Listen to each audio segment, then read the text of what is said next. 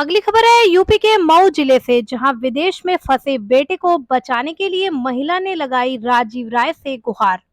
खबर को विस्तार से जानेंगे, लेकिन उससे पहले लेते हैं एक छोटा सा ब्रेक। इस खबर के प्रायोजक हैं फास्ट को। जल्दी हो जाना तो फास्ट को बुलाना। बाइक से लेकर लग्जरी कार सेल्फ ड्राइव पर उपलब्ध। ग्रुप ट्रेवल के लिए लग्जरी बस भी उपलब्ध। सबसे सस्ता एक बार सेवा का मौका अवश्य दें। व्हाट्सएप करें 9044808808।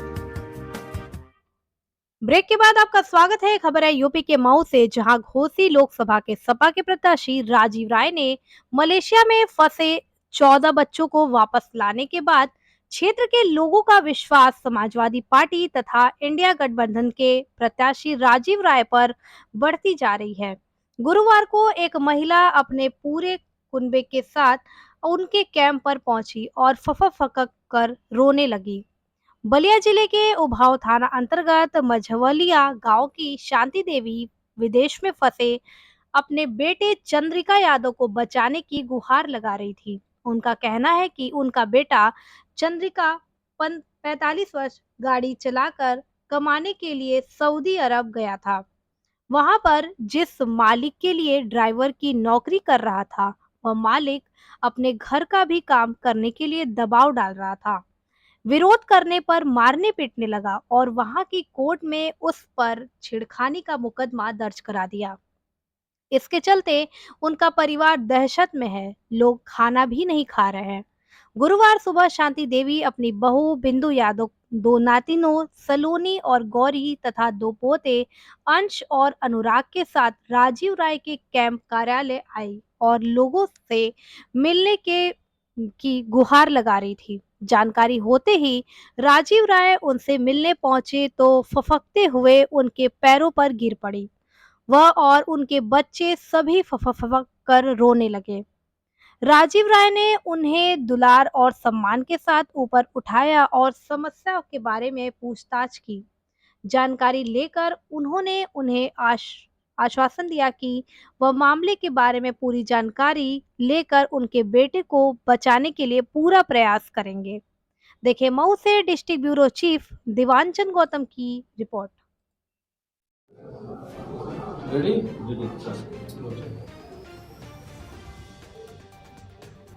एक व्यक्ति ने शिकायत किया है पुलिस थाने में कि ओम प्रकाश राजभर के काफिले में उनके बाउंसरों ने उनको मारा, उनकी गाड़ी को तोड़ा, ऐसा क्या कहेंगे? मैंने भी आप ही लोगों के सोशल मीडिया किसी यूट्यूब वाले से देखा है। तो दुर्भाग्यपूर्ण है, अहंकार इतना न बढ़ता है कि राष्ट्र चलते लोगों को पहले से मारने लगे। मुझे लगता है कि अगर मंत्री जी के संज्ञान में मंत्री जी ने देखा होगा तो उसी समय उनको माफ़ी मांग लेनी चाहिए थी। नहीं तो कम से कम इतनी तो लोकतंत्र में अपेक्षा जनता करती है कि गलती कर हो तो माफ़ी मांग लिया जाए। इस तरह का अहंकार इस धरती बर्दाश्त नहीं करेगी। और जो लोग चुनाव जीतने से पहले राष्ट्र चलते लोगों को मारने लगे हैं, आगे क्या करेंगे ये जनता अंदाजा लगा सकती है। पीड़ित का उसमें कहना है कि मंत्री जी बैठे रहे, मोबाइल में देखते रहे, इग्नोर करते रहे और वो जो है उनका सुरक्षा गार्ड जो था हमको माँ बहन की गाली देता रहा और हमारा शीशा तोड़ता रहा और मंत्री जो है एक बार बोले भी नहीं। तो पानी ऊपर से नीचे पाता है, प्रेरणा मिलती है लोगों को। हाँ। मंत्री स्वयं मंचों पर चढ़कर गालियाँ दे चुके हैं और खासतौर से ब्राह्मणों को गालियाँ दे चुके हैं और लोगों को जूते मारने की बात कर चुके हैं। तो साथ वाले उसी से इंस्पायर होते हैं ना। पीड़ित थाने में तहरीर लेके गया है और उसकी सुनवाई नहीं हो रही है। कहीं ना कहीं कह रहे हैं कि मंत्री का दबाव है, इसलिए थाने पे सुनवाई नहीं हो रही। कह रहे हैं कि विवेचना के बाद सुनवाई होगी और आपका जो है मुकदमा दर्ज होगा। इस पे क्या कहेंगे आप? नहीं, पुलिस को संज्ञान लेना चाहिए, कार्रवाई करना चाहिए। अगर इस तरह मनोबल किसी का भी बढ़ने लगे तो दुर्भाग्यपूर्ण है। पुलिस की भी क्रेडिबिलिटी का सवाल है। और माननीय मंत्री जी से मैं निवेदन करूँगा कि ऐसा हुआ है तो माफ़ी मांगने से कोई छोटा नहीं होता है। माफ़ी मांग लेना चाहिए और उस जो व्यक्ति ने दुर्व्यवहार किया है उसके खिलाफ तत्काल कार्रवाई करें। लेकिन अगर आपके आंखों के सामने हो रहा है, मोबाइल में देकर इग्नोर कर रहे हैं, तो ऐसा प्रतीत होता है कि आपकी सहमति से हो रहा है। तो ब्राह्मण की लड़ाई लड़ेंगे आप? मैं पूरी घोसी लोकसभा के लोगों के साथ अन्याय होगा, सबकी लड़ाई लड़ता आया हूँ, लड़ रहा हूँ और लड़ूंगा। सर उसमें अगर जो FIR नहीं हुआ, मुकदमा दर्ज नहीं हुआ तो उसमें क्या हो सकता है? और पीड़ित पक्ष कोर्ट जाएगा, मुझसे अगर कहेगा, मुझे तो किसी ने कहा नहीं। तो मैं भी अधिकारियों से बात करूँगा। हर समाज आक्रोशित है इस बात में। भैया पूरा घोसी लोकसभा के लोग आक्रोशित इस बात से लेकर हैं कि पार्टियों ने जिन प्रत्याशियों को भेज दिया है उनका घोसी से दूर दूर तक कोई नाता नहीं है। कभी दुख सुख में खड़े नहीं रहे, कभी लोगों के बीच में नहीं रहे।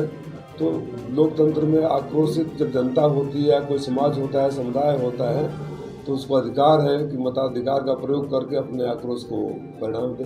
सर, बलिया में सनातन पांडे के ऊपर एक बयान को लेकर के मुकदमा दर्ज कर दिया गया और घोसी में तमाम इस तरह की बयानबाजी हो रही है, लोगों के ऊपर हमले हो रहे हैं, फिर भी यहाँ पर अगर कार्रवाई नहीं हो रही सर, तो इसे किस एंगल से आप देखते हैं? भैया आपने अपने सवाल में बोल दिया, बलिया में विपक्ष का नेता था तो कार्रवाई हो गई, यहाँ पावर सेंटर है तो कार्रवाई नहीं हो रही है।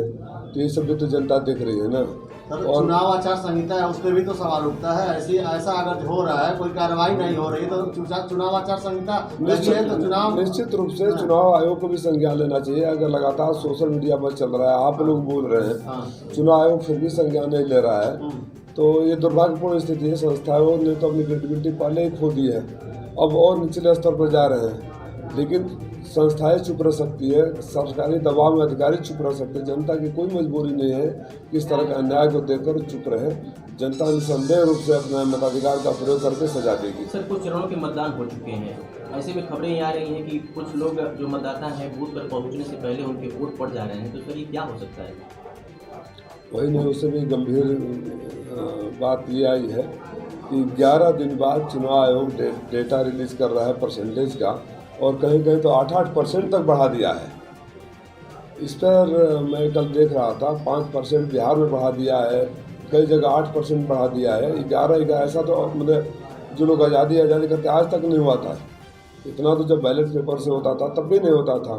तो मुझे लगता है कि चुनाव आयोग अपनी हरकतों से बाज नहीं आ रहा है, और मैं तो सारी पार्टियों के बड़े नेताओं से निवेदन करूंगा इस मामले को भी सुप्रीम कोर्ट के संज्ञान में लाया जाए कि अगर अभी ईवीएम पर जो सुप्रीम कोर्ट ने बहुत ज़्यादा ध्यान नहीं दिया या संतुष्ट हो गए, तो अब इस बात का जवाब क्या है कि जब वो तो टेक्नोलॉजी है, परसेंटेज तो जब आप टोटल वोट पोलिंग वोट गिन लेते हैं कर लेते हैं तो परसेंटेज ऑटोमेटिक आ जाता है।